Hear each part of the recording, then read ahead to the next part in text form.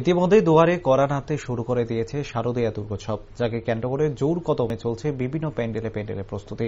বিশেষ করে গোটা রাজ্যের নজর থাকে আগরতলা শহরের নজর কাড়া কিছু পুজো উদ্যোক্তাদের আয়োজনের উপর। এবারও ঠিক পুজোর আগে থেকেই কিছু বনেদি ক্লাব তাদের প্রস্তুতি শুরু করে দিয়েছে। তবে এবার পৌর নিগমের কর্তৃপক্ষের বিশেষ নজর রাখছে যাতে নিয়ম কানুন মেনে প্যান্ডেল তৈরি করা হয়, যার জন্য assistant AMC commissioner central zone Mahendra চাকমার নেতৃত্বে চলছে বিভিন্ন প্যান্ডেলে পরিদর্শন।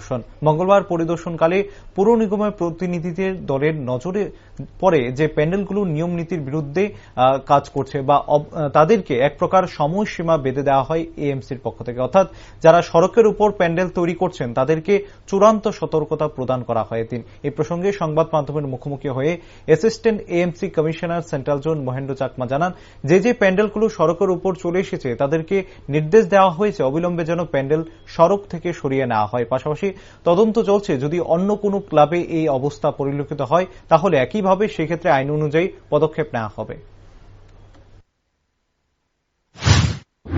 আপনাদের পদক্ষেপ আমরা এটা অলরেডি ওনাদেরকে ইনস্ট্রাকশন দিয়ে দিচ্ছি, কিছু সময় দেওয়া হয়েছে যে কিছুক্ষণের মধ্যে যাতে এগুলো তুলে নিয়ে নেই, আদারওয়াইজ আমরা এমসি তরফ থেকে অ্যাকশন নেওয়ার এটা নেই।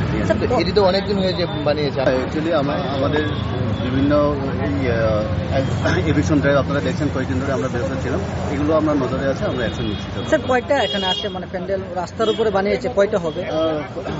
এখন পর্যন্ত তো আমরা এই লাইনটাই আমরা দেখেছি, বাকিগুলো আমরা ইনকোয়ারি করবো, অ্যাকর্ডিংলি আমরা ইনকোয়ারি করছি এবং যথাক্রমে যে অ্যাকশন নেওয়া আছে। কোন ক্লাব এগুলা?